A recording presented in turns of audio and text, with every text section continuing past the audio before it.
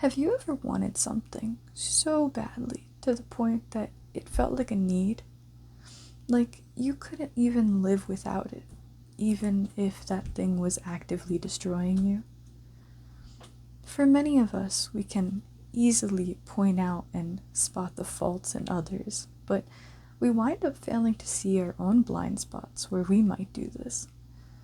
It's obvious when your best friend keeps going back to their toxic ex, regardless of their "I only want them" or "they can only satisfy me" reasoning they give. It might also be crystal clear looking at your overachieving coworker that drains themselves dry trying to perform to their own desired standards. These people chase what they want for themselves, and at any cost. And although you can see the negative end results, you can even bring it to their attention. None of that will stop an individual from going after what feels necessary. This goes for others, but also yourself. It's unfair to expect someone to simply stop wanting, especially when you understand how tied wants and needs are. Without realizing it, withholding a want becomes synonymous with withholding a need. And moving with that knowledge, it's to be noted that needs are necessary.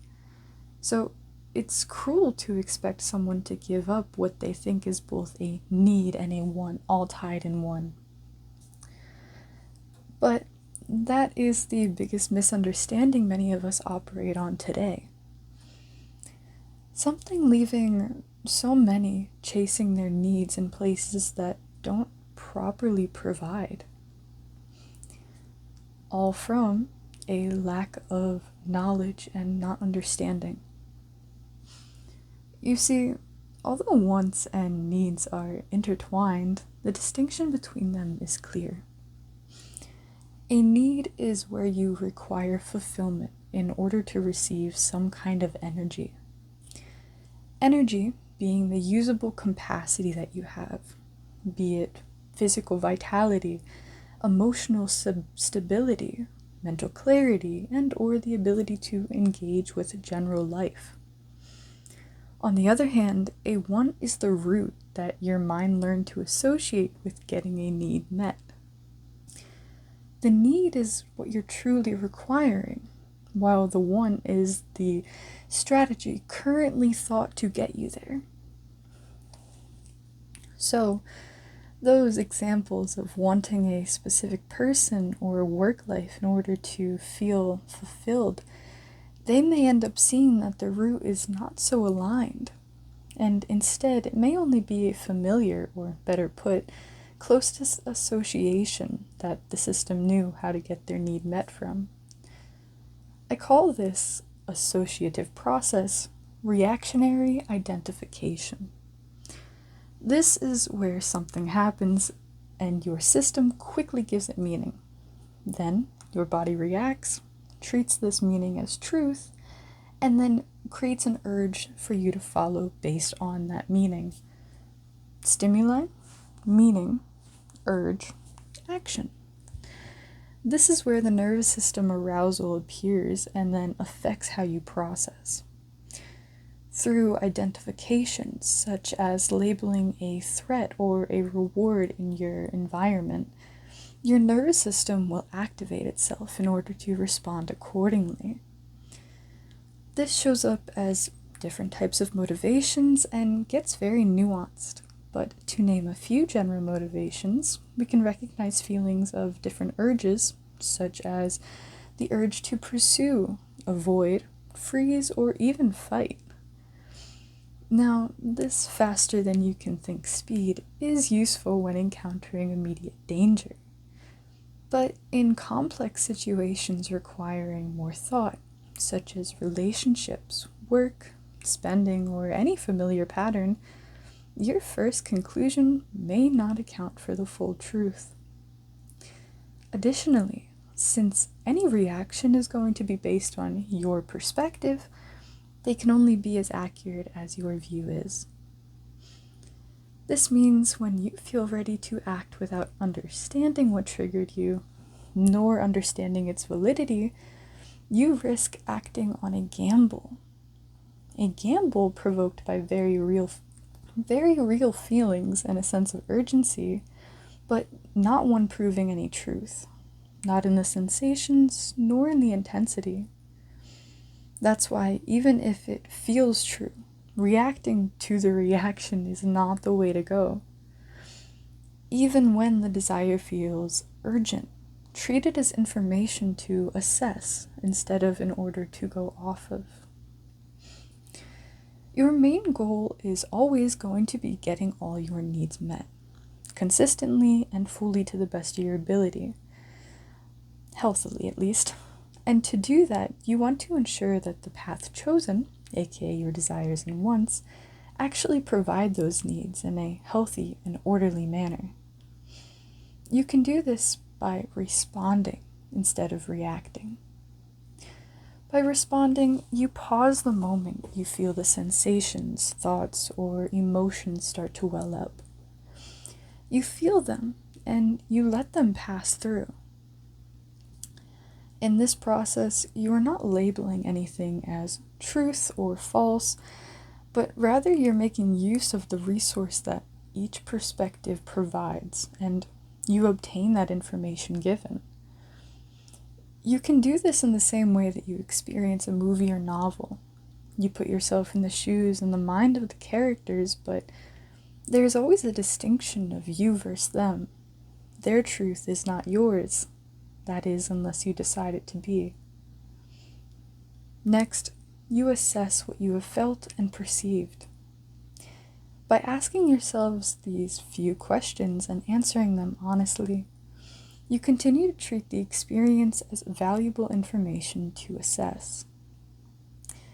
First, what do I believe this urge or action will fulfill? Second, what is this providing me in the short term? Third, what will this cost me after all is said and done? And finally, for the fourth question, is this the healthiest, most fulfilling route, or simply the one I am most familiar with? For an applicable scenario, imagine this. You really want to text someone who you know will only cause you chaos and confusion.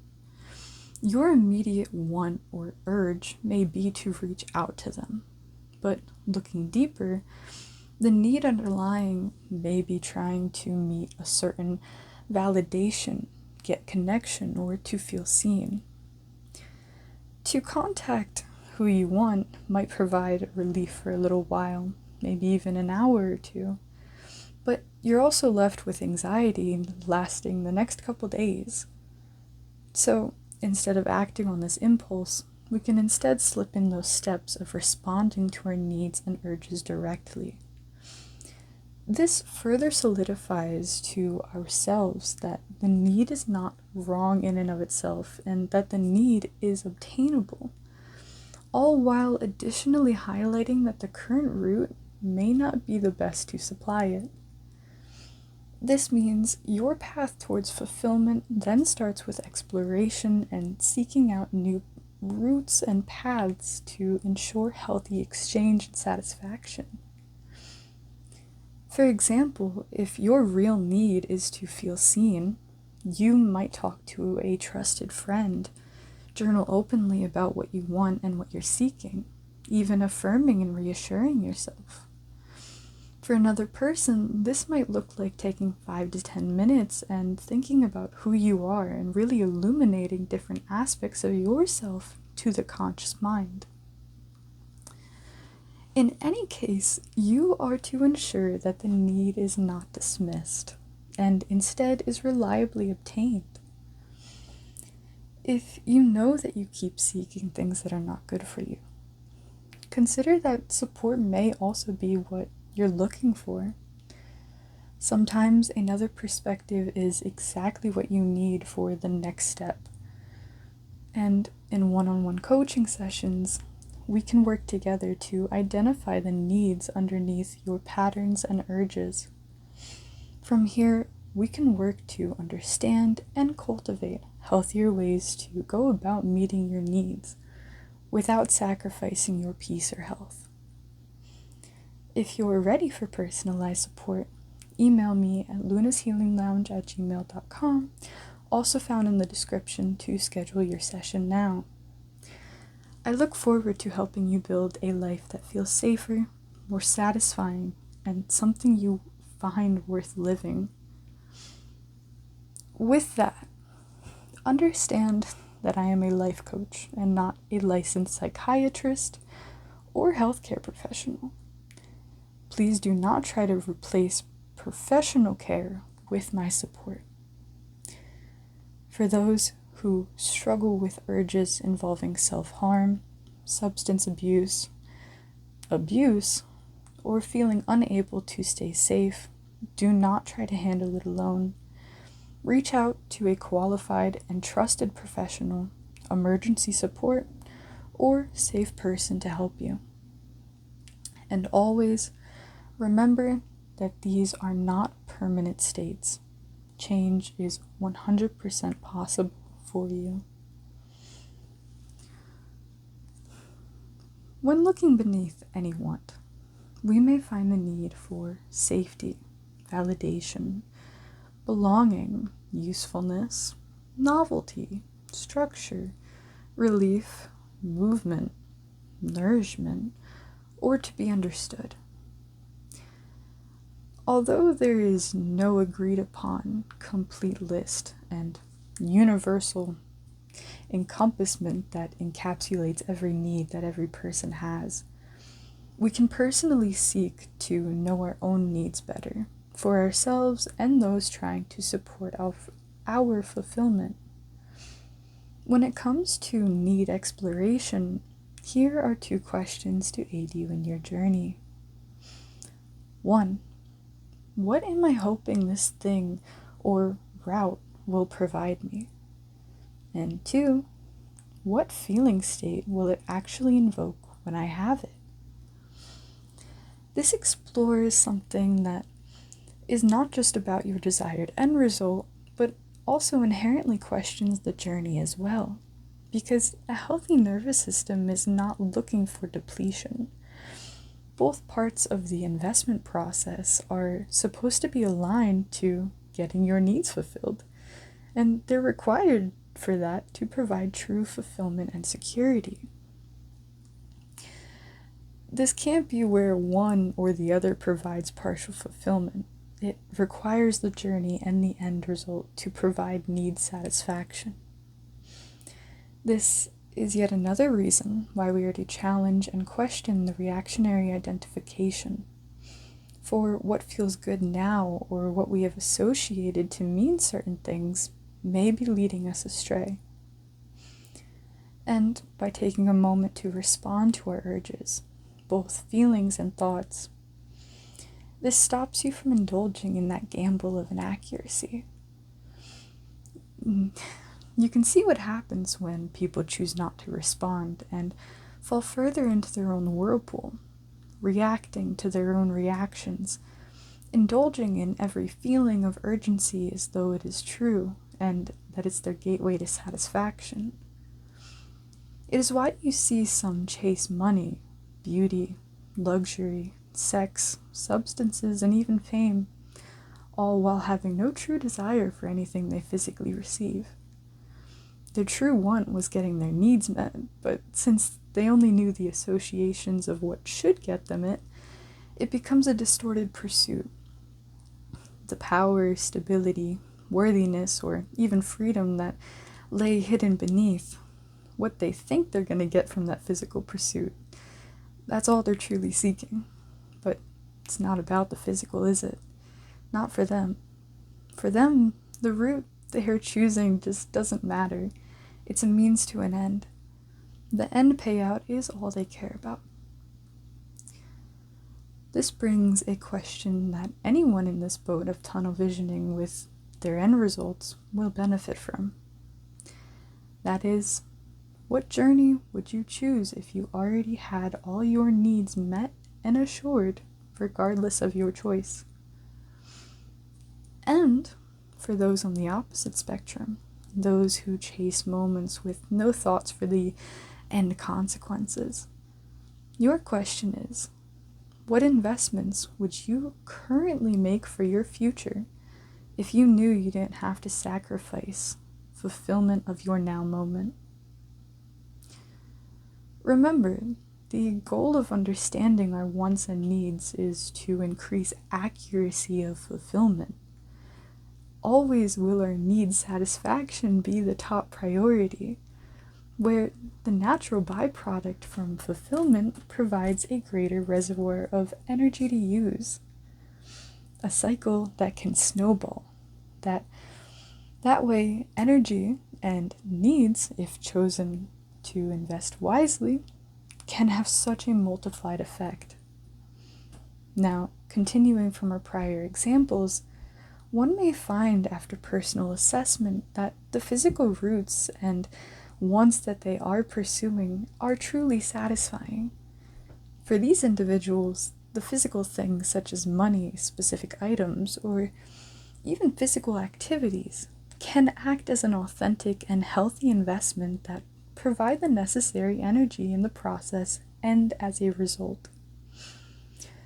Whether or not a route aligns properly simply depends on the individual and their needs. Personal specifications will always determine what paths are aligned. That said, let us conclude with this. Every need can create a desire, and every desire points you towards your needs. That said, not every desire points you towards the healthiest path for meeting those needs. At the end of the day, it is your job to honor your desires and give them the space to be observed. Get curious about it. Ask many, many questions. And as you operate out of discernment, you can understand why and what you're being called to go towards or even run from. It should also be noted that although wants will definitely shift with age, experience, and/or wisdom, we will always still have needs. And only through our dedication to what is best for us can we live a life of full, consistent, and complete fulfillment. Something that I do find to be obtainable, of course with some work, but obtainable nevertheless. From this true fulfillment, it provides the most health and order for not just our bodies, but for the ecosystem at large. By ensuring that our needs are met, we have more energy and resources to be a productive member in our society and world, providing even more vigor and resources to others because of our abundance. All we have to do is find the way that works for us. In our next lesson, expect to discuss the practical steps and methodology which anyone can use to shift their unhealthy, distorted desires back into harmonious and authentic alignment. Today, we learned the roots of our wants and our needs, seeing just how intertwined they are and how they appear and how they alter our way of living. And because of this, we can further explore moving beyond theory and into implementation. Stay tuned to learn how to identify and correct misaligned desires. And email me if you are looking for more personalized support on your journey moving forward. Contact found in the description. Much love, take care, and until next time, bye.